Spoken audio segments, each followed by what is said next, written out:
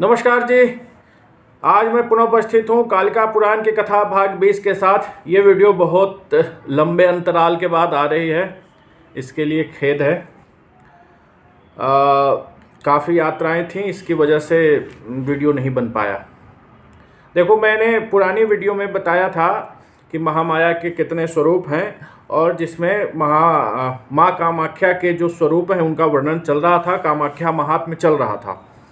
तो आज हम लोग जो है यहाँ पे कामाख्या महात्म्य भाग 2 प्रारंभ करेंगे और माँ का जो स्वरूप है उसमें से त्रिपुरा महात्म्य का वर्णन करेंगे, त्रिपुरा पूजन की पद्धति का वर्णन करेंगे और माँ कामाख्या के जो वह स्थान है, जो कामरूप पीठ है, वहाँ किस तरीके से सारी चीज़ें हैं, सारी देवी देवता अवस्थित हैं, इसके बारे में आज विस्तार से वर्णन करेंगे।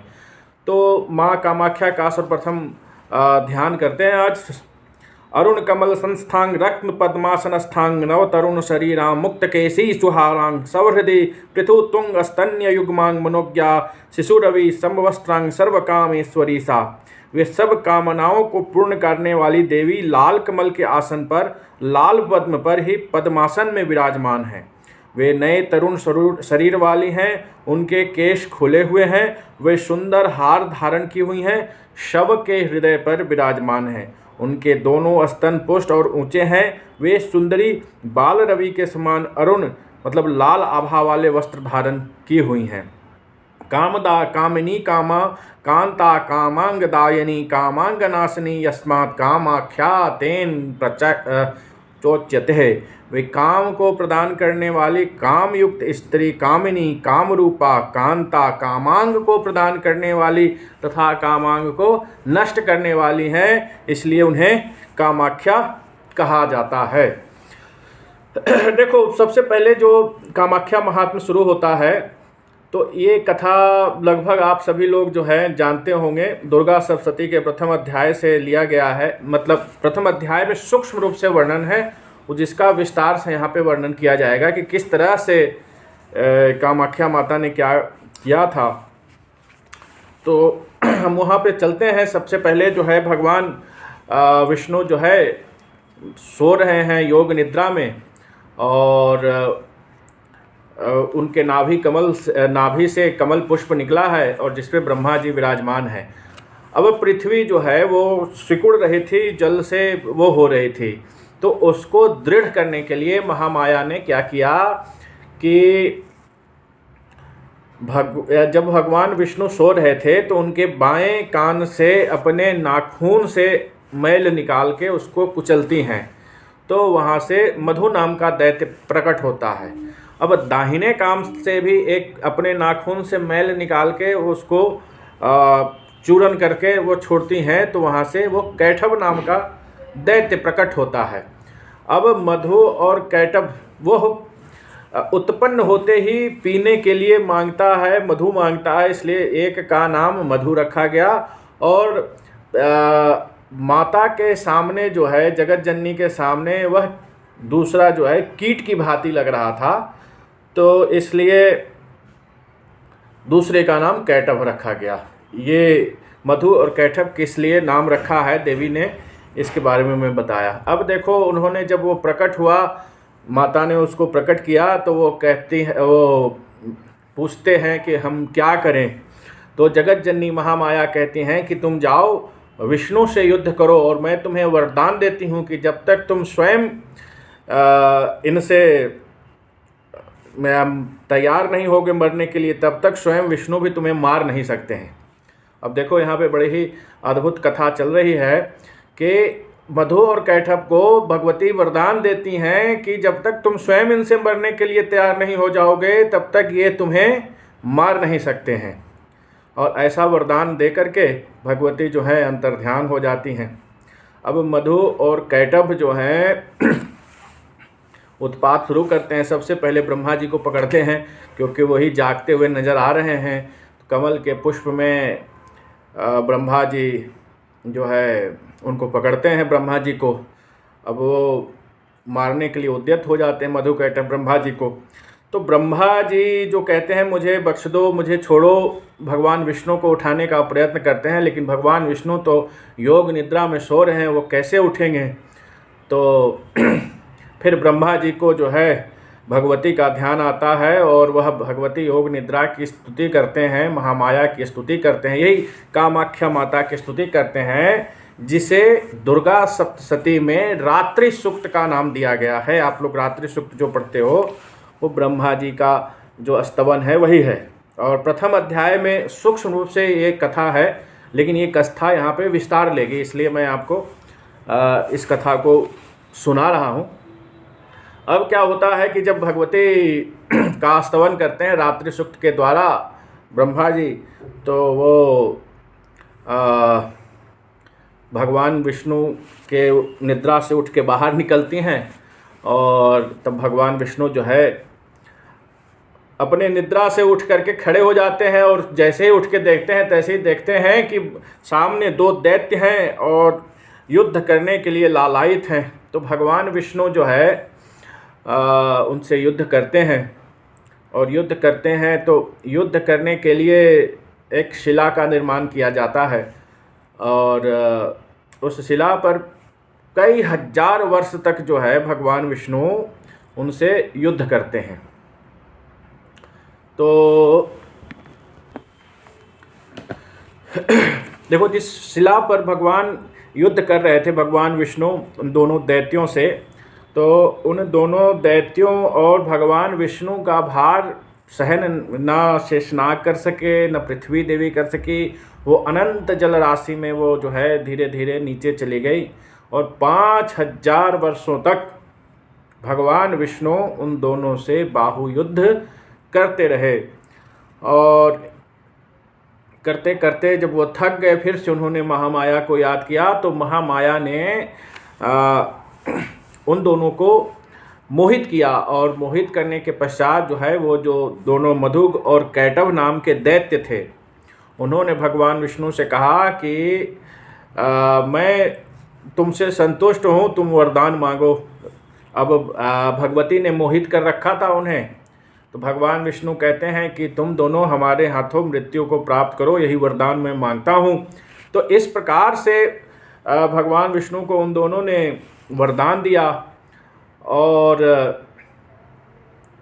उस शिला को देखो धारण करने के लिए उन दोनों ने वरदान मांगा कि मुझे जहाँ जल नहीं हो वहाँ पे तुम मुझे मारो।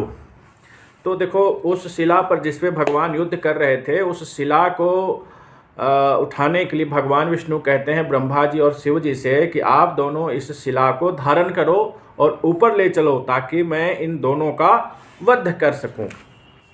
तब जो है भगवान शिव कह रहे हैं कि मैं और ब्रह्मा ने उस शिला को ऊपर उठाया। उस शिला के मध्य भाग पूर्व दिशा में मैं शिव पर्वत रूप में शिला पर स्थित हो उससे भेद तक कर रसातल तक पहुंच गया। मतलब भगवान शिव जो हैं पर्वत रूप में स्थित होते हैं और शिला से लेकर के रसातल तक वो पर्वत रूप में स्थित होते हैं।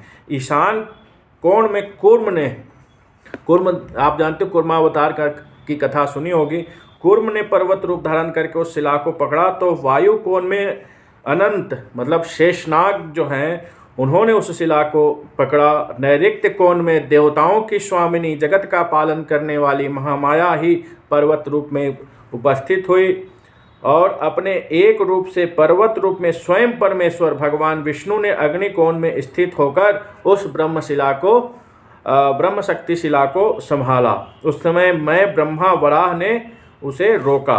तब वराह के पीठ के चरम भाग पर स्थित हो जगत के स्वामी विष्णु ने नीची जाती हुई ब्रह्मशिला को पकड़ा। उन दोनों दैत्यों के सिर को अपने बाएं जंघे और टखने पर यत्नपूर्वक रखकर उन दोनों का गले को अच्छी तरह से काट डाला। मतलब इस तरीके से उस शिला को ऊपर उठा करके उन दोनों को मार दिया।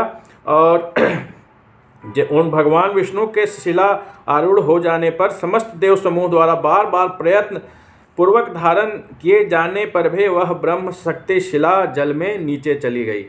तब जगत के स्वामी भगवान विष्णु ने ब्रह्म शक्ति शिला को ऊपर लाकर उन दैत्यों के मृत शरीर को यत्न पूर्वक रखा और जल राशि से भीगी हुई पृथ्वी को ऊपर उठाकर जो मधु और कैटव का मेद था, तो उन मेदों से जो है पूरी पृथ्वी को लेपित किया और उसको सुदृढ़ बनाया। इसलिए पृथ्वी, हमारी पृथ्वी का नाम भी मेदिनी कहा गया है। आप लोग जानते होंगे कि पृथ्वी माता को मेदिनी भी कहा जाता है। वो इसका कारण यही है कि मधु और कैटव के मेद से लिपे जाने के कारण पृथ्वी को मेद कहा गया है मेदिनी कहा गया है, सॉरी। आज भी मेदिनी नाम से पुकारा जाता है। तो इस तरह से जो है ये कथा यहाँ पे प्रारंभ होती है। देखो भगवान शिव जो हैं अपने पुत्र बैताल और भैरव को ये कथा सुना रहे हैं।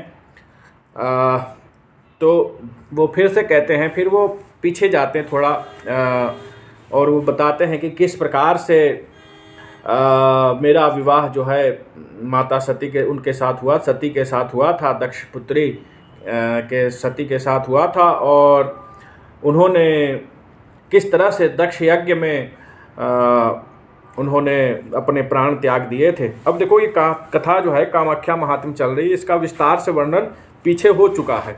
तो यहाँ पे बिल्कुल सूक्ष्म में ही ये कथा कही गई। तो भगवान कह रहे हैं कि मैं जो है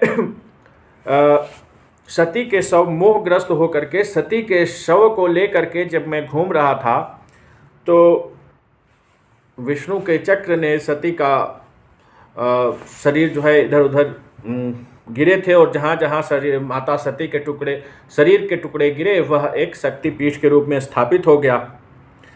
और योग निद्रा के प्रभाव से जहाँ जहाँ उनके अंग गिरे थे वह सब शक्तिपीठ हो, पवित्रतम शक्तिपीठ हो गए। उसमें भी कुब्जिका पीठ, जहाँ सती का योनि मंडल गिरा था, मतलब वही कामाख्या पीठ, कुब्जिका पीठ जो भी कह लो, जहाँ सती का योनि मंडल गिरा था वहीं वह देवी महामाया लीन हो गई। तो योग निद्रा के पर्वत रूप से मुझ में लीन हो जाने तथा वहाँ योनि मंडल के गिरने से वह पर्वत जो है नीले रंग का हो गया। इसलिए जो है उस पर्वत को क्या कहा जाता है? नीलांचल, नील पर्वत वासिनी कहा गया है। आप लोग ने सुना होगा कामाख्या माता को नील पर्वत वासिनी कहा गया है।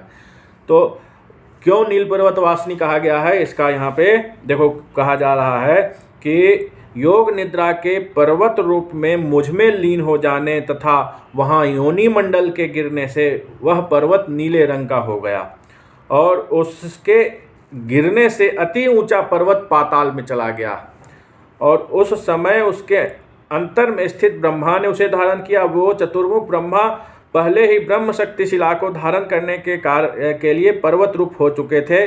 उसी पर्वत रूप से उन्होंने मुझे उस समय धारण किया। वह पर्वत रूपी ब्रह्मा पर्वत रूप में स्थित मेरे साथ विधाता की माया के कारण मुझसे जुड़े भारी बोझ के चलते नीचे धंसते जा रहे थे।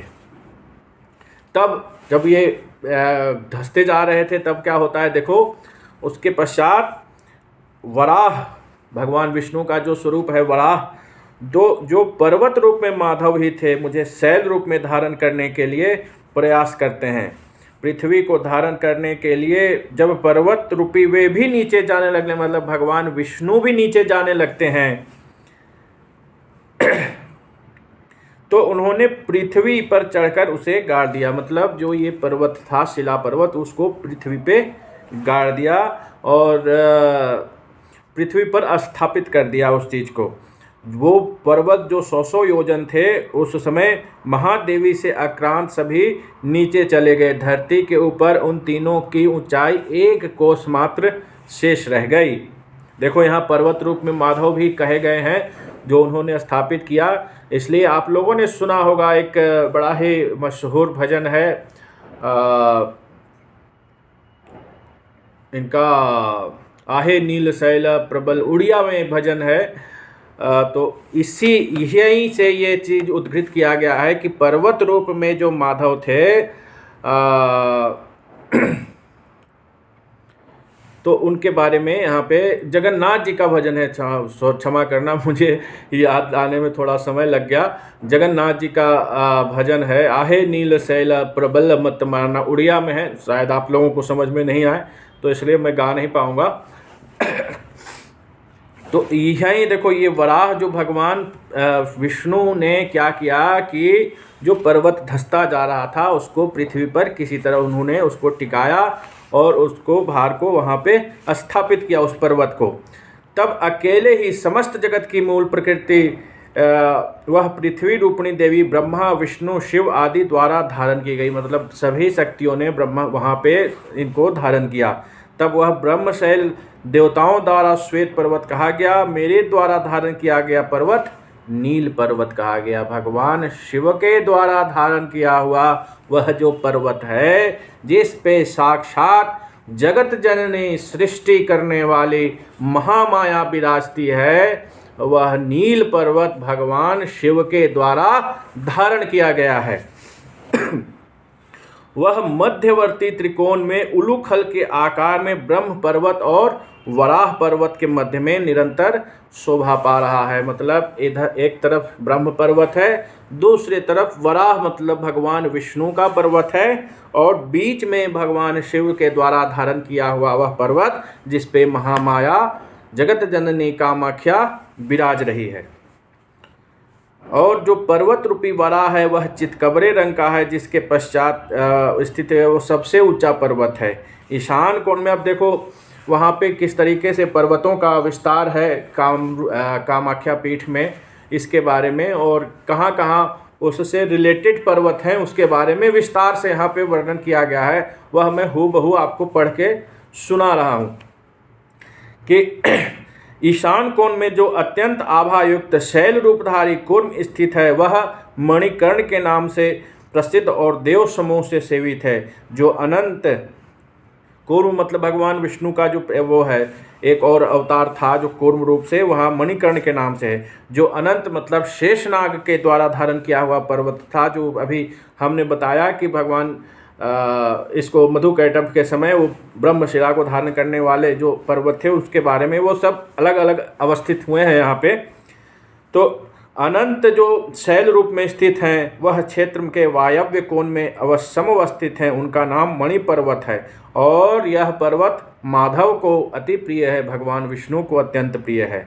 महामाया का जो पर्वत स्वरूप है, भगवती स्वयं भी पर्वत रूप में आके उस शिला को धारण करती हैं, तो महामाया का जो पर्वत स्वरूप है वह क्षेत्र के नैऋत्य कोण में भली भांति स्थित है और वह गंधमादन नाम का पर्वत कहलाता है तथा भगवान शंकर को सर्वदा प्रिय है। वराह पृष्ठ के शिखर पर जहाँ भगवान विष्णु द्वारा मधुकैटभ नाम के महान असुरों का सिर काटा गया था, वह पांडुनाथ नाम से स्मरण किया जाता है। ब्रह्मशिला के मध्य से पूर्व भाग में जो मैं पर्वत रूप में स्थित हूँ वह भस्माचल नाम से पुकारा जाता है। इस प्रकार के कुब्जिका पीठ नामक पवित्रतम पीठ नीलकूट पर एकांत में मेरे साथ देवी सदा निवास करती हैं। सती का नष्ट हुआ योनि मंडल जहाँ गिरा था वह शिला रूप में प्राप्त हुआ और वहीं कामाख्या देवी स्थित रहती हैं। उस शिला को भली भांति स्पर्श करके मरण धर्मा प्राणी अमृत देवत्व प्राप्त कर लेता है तथा देवता ब्रह्मलोक को जाते हैं, वहाँ रहकर मोक्ष को प्राप्त करता है। मतलब समस्त चीज़ें जो हैं भोग मोक्ष अमरत्व जो कुछ भी दुनिया में आप प्राप्त कर सकते हो, करना चाहो या कर सकते हो या कभी सोच सकते हो, मतलब प्राप्त करना तो दूर की बात, जो सोच सकते हो वह सब कुछ कहाँ आप प्राप्त कर सकते हो। तो आप जो है केवल और केवल माँ कामाख्या के शरण में नील पर्वत पर अगर आप साधना तप करते हो तो आपके लिए कुछ भी अप्राप्य नहीं है, जो चाहो वह वहाँ से संभव होगा।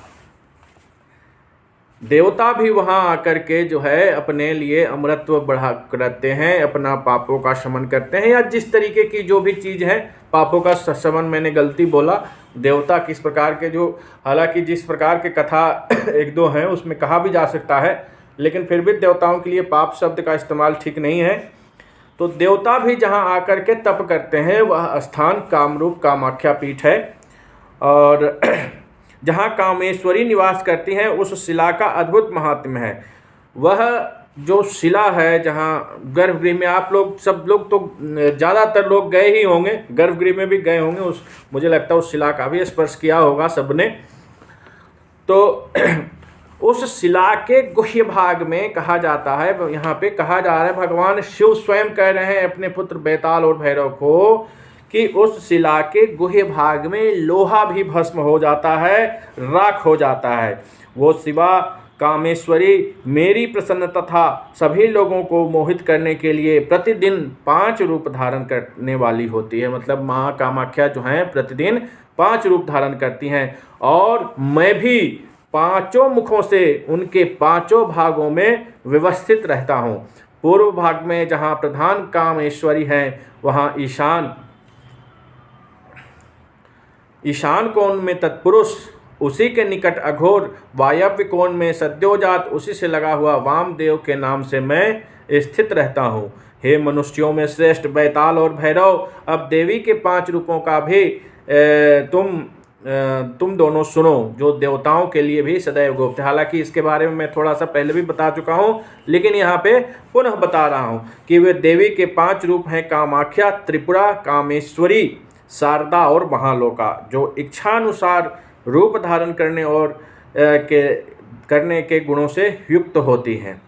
मेरे द्वारा लिंग रूप धारण करने तथा योनि मंडल द्वारा शिला रूप धारण करने पर सभी देवता शिला रूप में आ गए। जब स्वयं इस सृष्टि को जन्म देने वाली जगत माता जब शिला रूप में वहाँ उपस्थित हैं, तो जितने देवी देवता थे सब के सब शिला रूप में वहाँ पे प्रकट हो जाते हैं। और जैसे मैं कामेश्वरी के साथ शिला रूप में गुप्त रहने के बाद भी अपने यथार्थ रूप में रमण करता हूँ, वैसे ही प्रत्येक पर्वतों पर स्थित और शिला रूप में अपने को छिपाए सभी देवता भी अपने अपने स्वरूप के द्वारा एकांत में मिलकर संपर्क करते हैं। यहाँ पे देखो क्यों कहा गया है कि जो है कामाख्या की सेवा जो है सब सर्वश्रेष्ठ सेवा कही गई है, क्योंकि वहाँ पे देवता जो हैं शिला रूप में उपस्थित रहते हैं और एकांत में अपने प्राकृतिक अपने निज स्वरूप में वहाँ पे उपस्थित हो जाते हैं। ब्रह्मा, विष्णु, शिव एवं सभी दिक्पाल और अन्य देवता सदैव मेरे अनुकूल होकर काम रूपिणी कामाख्या देवी की उपासना के लिए वहाँ सदैव उपस्थित रहते हैं।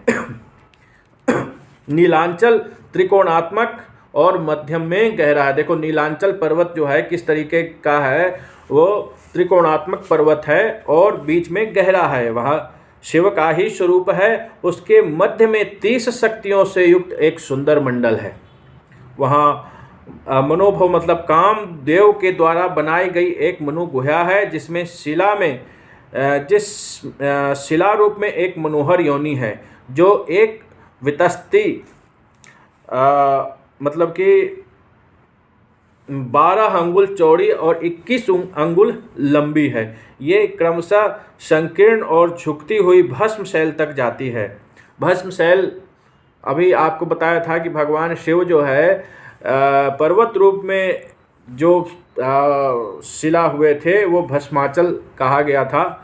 वही जो है यह जो त्रिकोण है यह क्रमशः संकीर्ण झुकती हुई ढलुई होकर भस्म शैल तक जाती है, मतलब शिव तक जाती है, और वह सिंदूर या कुमकुम के रंग की लाल है।